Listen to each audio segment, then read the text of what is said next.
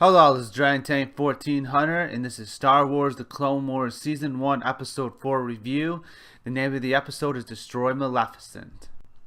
Now, this episode was great. What we have going on here is Obi-Wan's taking the forces and kind of destroying Maleficent. However, Padme gets kind of set up by Chancellor Palpatine and Count Dooku without her knowledge to actually go into that area, because she was sent on a mission by the Senate for negotiations. So she was end up captured by Grievous and the Maleficent. Well, she wasn't captured. Her ship was captured. She kind of escaped and everything, blew up the ship. Now Obi-Wan and Anakin are the ones who go onto the ship with R2-D2. And by the way, C-3PO's there with Padme. So kind of a lot of stuff happens, and Anakin kind of makes up the plan as he goes. Even though he says to Obi-Wan he has a plan, but he doesn't really have a plan. And that leads me to my one complaint to this episode. Well, there's actually gonna be two complaints, but at the beginning they always do a saying at the beginning that's supposed to teach you something, that's supposed to represent the episode. This one says a plan is only as good as those who see it through. Now, first of all, Anakin didn't really have a plan, so he couldn't see through a plan. He just kind of made it up as he goes. So it didn't really make any sense for the episode to have that saying. I mean, it's good, you got to see it through, a plan through, but you also got to change plans. So it's I don't know, the saying didn't line up with the episode, and that's kind of one complaint of it. The other complaint is there's a little bit of lines that were there's meant to be jokes, but they're kind of off between Anakin and Padme. However, beyond that, the episode was amazing. The animation was extremely good. You get to see a lot of detail in the background, and overall the animation was great. They had a lot of good shots. They obviously put a lot of time in animating the Maleficent, because this is the big finale of the first arc of the series. So they obviously spent a lot of time animating the interior of the Maleficent. They had a huge open room, and it's extremely detailed. It just was really well animated overall. And the voice actor and the voice actress for Anakin and Padme did a better job than their movie counterparts.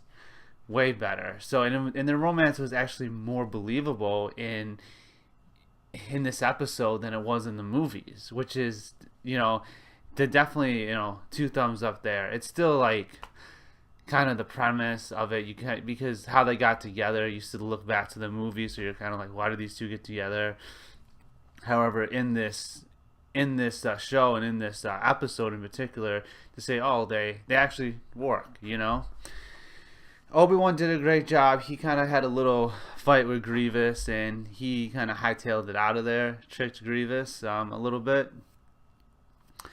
So that was good. So we got to see a little bit of lightsaber and a little bit of space battle. We got to see a little bit of everything in this episode. And it was just a great episode. And R2-D2 and C-3PO are always funny, so it's always good to see them. And I really like that part where the droid was they spot the Jedi, and there's three droids, and two of them shoot, and one droid's no. He's I knew that was a bad idea, because Anakin and Obi-Wan just deflected their blast back at them. So obviously that wasn't a good idea, and that droid should definitely get promoted, in my opinion.